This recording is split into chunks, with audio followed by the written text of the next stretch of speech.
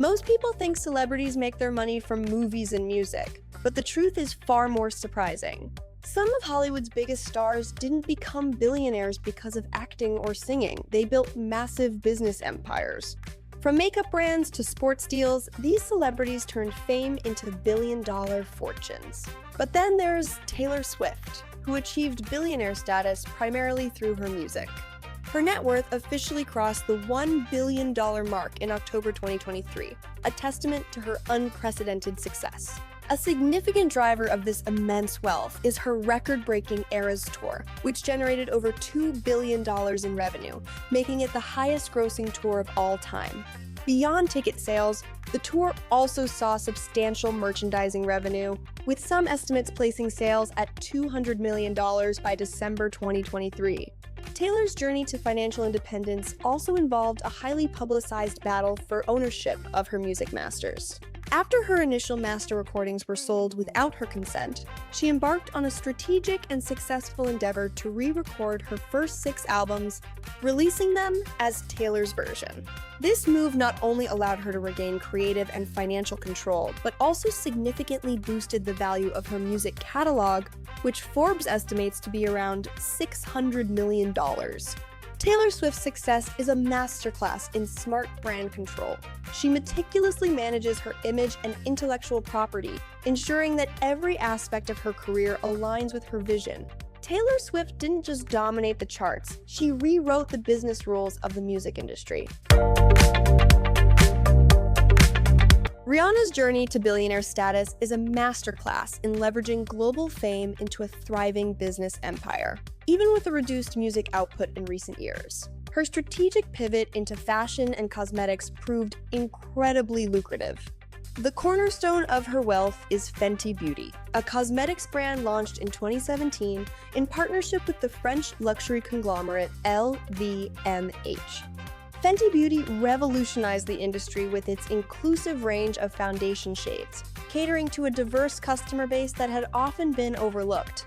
This commitment to inclusivity quickly made it a global phenomenon, generating hundreds of millions in its first year and reaching an estimated valuation of $2.8 billion by 2021. Rihanna reportedly owns a 50% stake in Fenty Beauty, making it the primary source of her fortune. Beyond cosmetics, Rihanna expanded her fashion and cosmetics empire with Savage X Fenty, an inclusive lingerie brand launched in 2018. Savage X Fenty also championed body positivity and diversity, quickly achieving a valuation of around $1 billion. Her stake in this venture further solidified her financial success.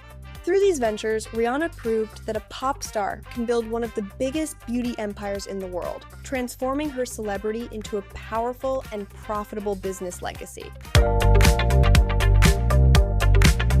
Kim Kardashian transformed her reality TV fame into a billion-dollar business empire by mastering the art of turning attention into money.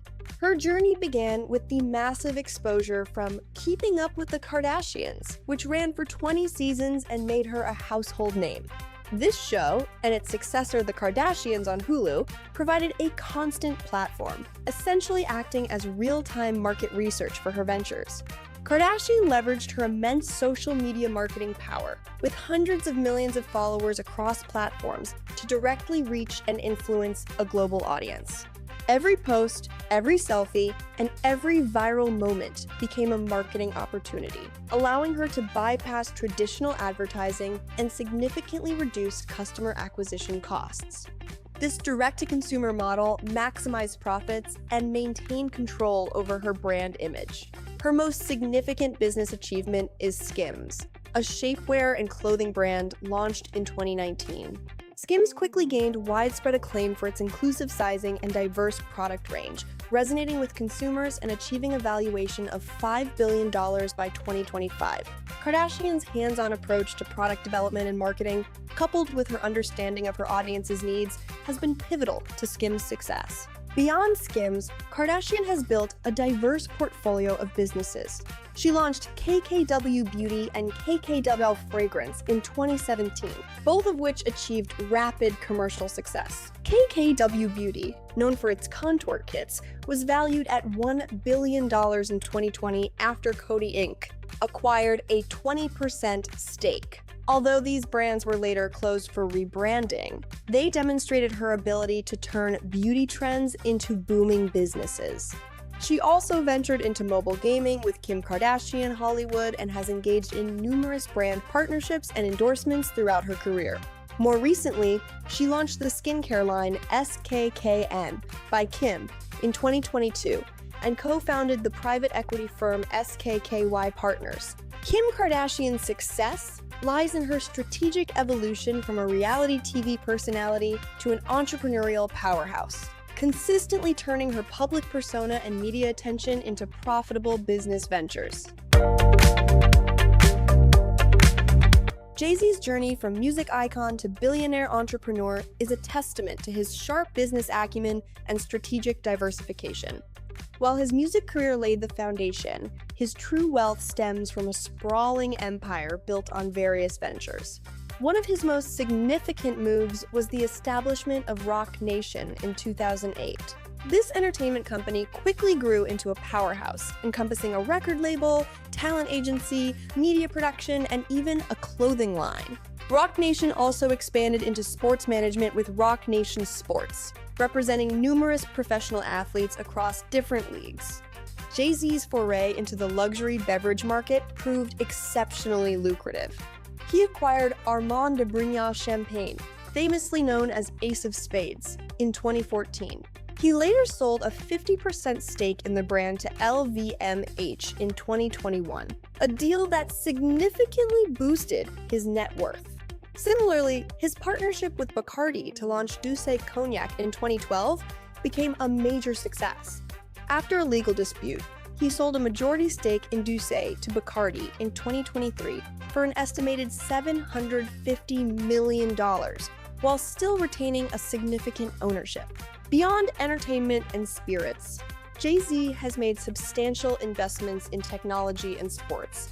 His venture capital firm, Marcy Venture Partners, MVP, has invested in a range of startups, including companies like Uber and SpaceX. He was an early investor in Uber in 2011, a $2 million investment that grew significantly. Through Roc Nation Sports, he has also made strategic moves in the sports industry, representing athletes and even investing in sports merchandise, companies like Fanatics. His diverse portfolio and keen eye for opportunity have solidified his status as a blueprint for artists transitioning into billion-dollar entrepreneurs. Oprah Winfrey's journey from poverty to becoming one of the richest media moguls is a testament to her unwavering determination and business acumen. Born into humble beginnings in rural Mississippi in 1954, Oprah faced significant challenges in her early life. However, her innate talent for communication and storytelling shone through, leading her to a career in broadcasting. Her big break came when she took over a struggling local talk show in Chicago, transforming it into The Oprah Winfrey Show. This show, which ran for 25 seasons from 1986 to 2011, became the highest-rated daytime talk show in American television history, a cultural phenomenon that redefined the genre. But Oprah didn't just host television, she built a media empire. A pivotal move was gaining ownership of her show through her production company, Harpo Productions, which gave her creative control and significant financial leverage. Harpo Productions went on to produce not only her talk show, but also critically acclaimed films and other media projects. In 2011, she launched the Oprah Winfrey Network, or OWN, a cable television channel that, despite initial struggles, became a successful platform for programming targeting a female and particularly African American audience. Oprah's business savvy extended to smart investments and production deals. She made a significant investment in Weight Watchers, which proved to be incredibly lucrative. And she also partnered with Apple TV Plus for exclusive content. Her real estate holdings also contribute to her substantial wealth. With a net worth estimated at over $3 billion, Oprah Winfrey stands as one of the most influential and affluent self-made women globally. Her story is a powerful reminder that with vision and strategic action, you can build an empire far beyond what anyone might expect. How did Steven Spielberg become the richest filmmaker in Hollywood? He turned creative power into a business engine. After Jaws and E.T. made him a household name, he stopped taking just a paycheck and started negotiating profit participation points on the back end, and often from $1, so every ticket sold, every VHS and DVD, every rental and stream kept paying him long after opening weekend. Legendary films like Jurassic Park supercharged that model. It wasn't just box office, it was a franchise blueprint that spilled into toys, video games, books, and even theme park attractions, creating long-term licensing revenue that compounded for decades. Spielberg also built institutions that paid him for being Spielberg. With Amblin, and later as a co-founder of DreamWorks Pictures, he owned a pipeline.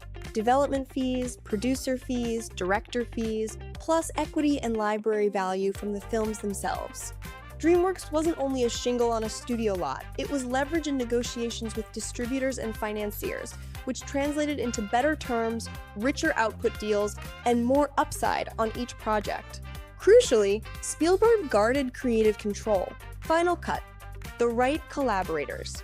The time to get it right, those weren't just artistic preferences. They were risk controls that protected quality and made hits more likely. Hits turn into catalogs, and catalogs turn into annuities. TV syndication, streaming licenses, remasters, 4K reissues, soundtrack sales, and brand revivals that refresh interest and reopen revenue streams. Add decades of executive producing across film and television, a reputation that attracts the best talent, and a portfolio diversified into ownership stakes and partnerships, and you get compounding cash flow most directors never see. The lesson isn't luck, it's structure. Spielberg built a system where his creativity sat at the top of a value chain he also helped own. In doing so, he didn't just make classics, he made a fortune that keeps earning while he sleeps. Spielberg proved that creative control in Hollywood can lead to massive wealth. George Lucas didn't just direct Star Wars. He built a business around owning it. In the mid-1970s, studios saw a risky space opera. Lucas saw a universe. He took a lower upfront paycheck and negotiated something far more valuable: ownership of merchandising rights and creative control over sequels. That bet changed entertainment. When Star Wars exploded in 1977, it didn't just fill theaters. It took over toy aisles, lunchboxes, and living rooms. Every action figure, spaceship, and t-shirt paid Lucas a licensing royalty. Rather than hand control back to the studios, he used those profits to self-finance The Empire Strikes Back and Return of the Jedi through Lucasfilm, keeping the franchise in his hands. He also built the tools to keep it thriving: industrial light and magic for visual effects, Skywalker sound for audio, and a distribution and marketing machine tailored to his galaxy far, far away. As the saga expanded special editions, home video, the prequels, books, games, and endless collectibles, the flywheel spun faster. The result was decades of recurring revenue from a single franchise he still owned. Then came the ultimate move. In 2012, Lucas sold Lucasfilm, and with it, Star Wars, to the Walt Disney Company for $4.05 billion in cash and stock. That deal converted a lifetime of carefully protected rights into liquid, multi-billion-dollar value, while handing the universe to a company built to scale it even further. The formula is simple but rare. Create something people love, keep the rights, build the infrastructure to monetize it across every format, and, when the time is right, sell the whole enterprise. George Lucas became one of the richest filmmakers by owning the universe he created. How did Michael Jordan become one of the richest athletes ever? By turning athletic dominance into equity, and equity into a worldwide cash machine.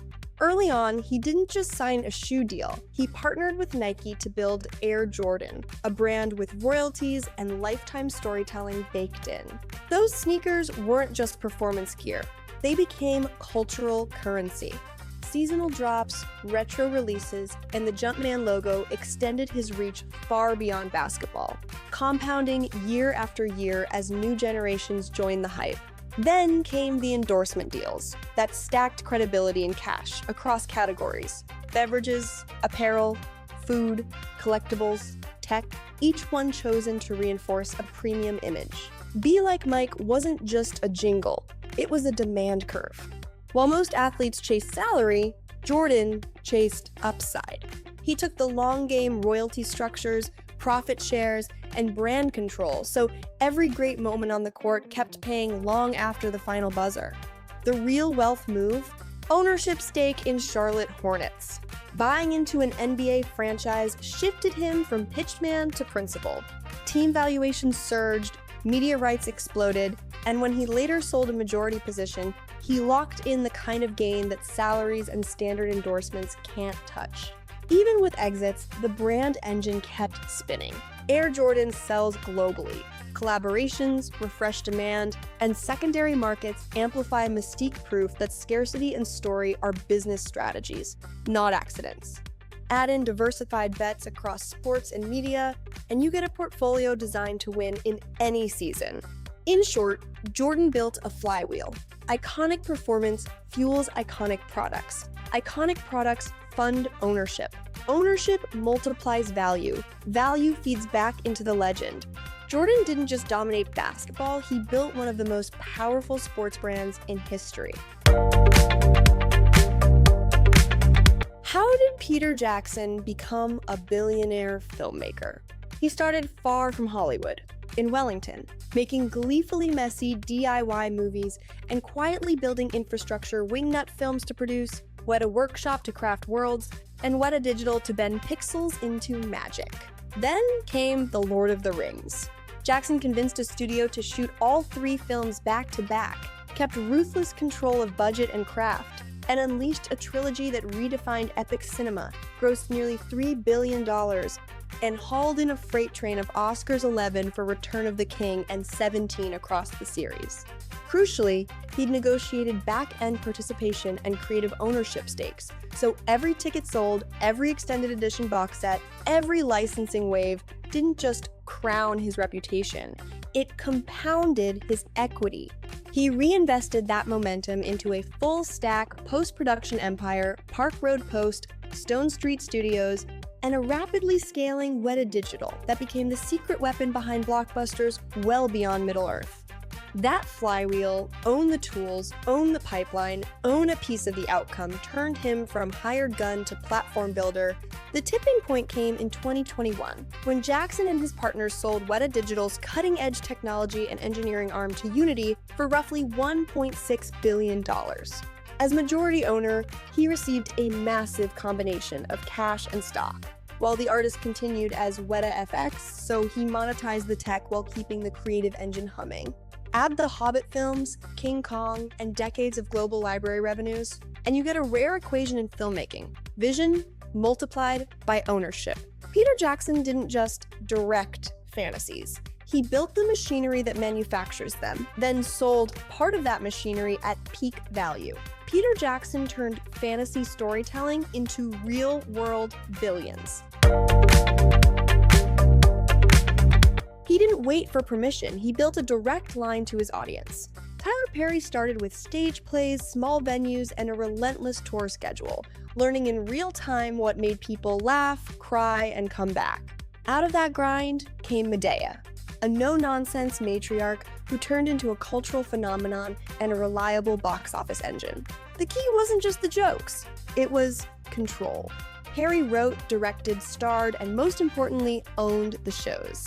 Instead of handing over his rights for a quick check, he kept them, reinvested the profits, and used the leverage of a proven fan base to negotiate distribution on his terms. That playbook scaled.